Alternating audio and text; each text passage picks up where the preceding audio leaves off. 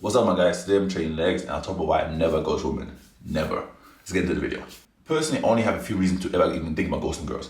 The first one would be if they didn't make it past my 4-date rule. Right? Meaning if we ain't have no dance with no pants after 4 dates, it's time to go. And the second reason would be I found out something throughout the dating process, like day 2, day 3, that made me lose interest, right? It could be like she has a 90-day rule, or it's like she wants to wait to marriage, or any that kind of nonsense. If I hear any of these things throughout the date process, it will make me innately want to ghost her. And I used to ghost her all the time, right? Cool. But it's a bad move. And it's not a bad move because it's some morally wrong thing. Like this, I'm over here, this is not the moral police, I don't care about morality. I don't do morality at all. This is not just like something where it's like, oh, it's wrong to ghost girls. I don't give a fuck about that shit. If you want to ghost them, ghost them. I don't ghost them because I think it's a bad strategic move, right? Because basically when you ghost girls, essentially what is happening to me at least, it's like, I'm trying to avoid a conversation. There's a conversation out that needs to be had I don't want to have with her because it's going to be very uncomfortable. So instead of having this uncomfortable conversation, I'd rather just ghost and move on my life to the next girl, right? That's how I personally would look at it. So, but I'm not actually someone that avoids confrontation in real life. So I don't really care about having this conversation. It's just that it is just a hassle to have them. So rather not have them. But if I had to have them, I could have them. That makes sense. So usually when I was trying to ghost girls, it was because I was trying to avoid this awkward conversation, right? Like one time I was dealing with this girl that I was working with, so I couldn't ghost her, right? I wanted to ghost her, but couldn't ghost her. The reason I wanted to ghost her was because she kept bleeding all over my car. Yes, exactly. So after like the first time, I was like, oh, maybe it's the first time she doesn't know what, I don't know, but it kept happening. So I was like, bitch, what's happening here? Like, why you keep bleeding? This is a real story, so I'm so sorry, okay? So I couldn't ghost her, obviously, because we were working together, but I didn't want to have the conversation because it's like, how am I even going to bring up this fucking topic, right? Exactly, it's just weird. So I had to now slowly walk her through the process of why I'm done talking to her, right? Always was awkward, but hey, you gotta do what you gotta do. So anyway, this was a conversation that usually happens because usually with girls I don't want to see again, I don't give them the talk about cutting them off. This is actually only reserved for girls that I want to see again potentially in the future.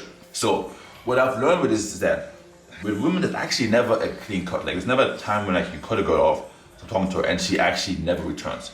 Like they always come back. I don't know why. I don't know what's the female logic about this, but women never you never like break up with them and they just stay broken up with. They always for some reason come back. It might take a couple of days, weeks, months, sometimes even years, but eventually all these hoes come back eventually. The reason I don't ghost is because when she does come back and I ghost her first, right? I have no leg to stand on because I can't now give her the reason why I ghost her because it's gonna sound like I was too pussy to say to her in the beginning. That makes sense. So I have no leverage. I have very little leverage of bringing up the issues now than I did before.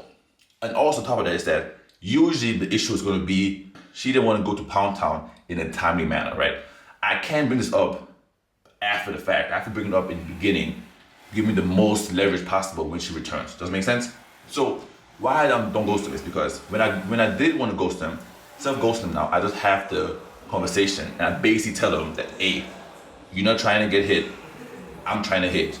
Clearly we have different ideas about how it's supposed to go, so it's time to go, right? So I don't really have the time to be discussing with girls like back and forth. It's not even like a thing of like trying to convince her, it's like, listen, you've hit the 4-day quota and it's time to go, right? And the reason I say this to them very directly is because now when they return, there is nothing to discuss. You knew what the problem was. The problem was you was not trying to get fucked and I was trying to fuck. So how can we resolve our issues? We must start fucking immediately, right? So only thing that we have to now discuss after she returns is the when and the where. That's how I like it. If she returned without me telling her what the issue was beforehand, right? She might want to return and then go on another date or like, get reacquainted. No, thank you, okay? I'm trying to get to Pound Town now because we already have done the date nonsense like months ago, right? So the only way to ensure that when she comes back in the proper setting with the proper mindset, I guess, is by telling her when it's time to cut off, why I'm cutting off. So I'm being very direct. I always say that, listen, you clearly don't want to get fucked. I want to fuck. So we obviously have different opinions here. I'd rather not waste more of our time in this fucking relationship. So let me go over there to other hoes that might let me fuck. Thanks for the time though.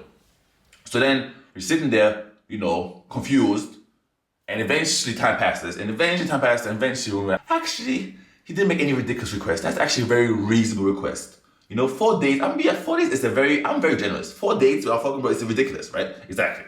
So eventually, it might take some time dating other guys that want to go half on dates or want to go on walking dates or ice cream dates.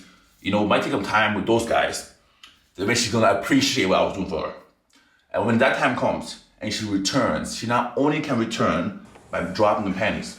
There's nothing else that's gonna go on. There's nothing else to discuss. There's nothing else we can talk about anymore because we already addressed the issue when it was time to cut off. If I didn't say it in the beginning when I wanted to cut off, now when she returns, I will have to now, you know, have to explain myself. Why did I ghost her? Why did I just, you know, run from her? Like I'll have to be do a lot of explaining, talking that I don't want to do. And also, it's gonna give me little leverage to say, hey, this was the issue, blah, blah, blah. If I say at the beginning, right, she can only return knowing that there's only one way to fix a relationship, which is to get to fucking. That's how I like it. So that's the real reason I don't ghost women. It has nothing to do with morality or being on like a high horse. It's wrong to ghost women. No, it's not wrong at all. All right, fuck him. If you want to ghost a girl, fuck him and ghost him. I don't care. But it's just, if you want to fuck her eventually, then the ghosting is the wrong move because I think ghosting them doesn't give me the best position possible on her return. So rather tell her what the issue was so that when she returns, you know, we can get to work. That's what I personally do. So for the video, guys, like, comment, subscribe like always, and flex check.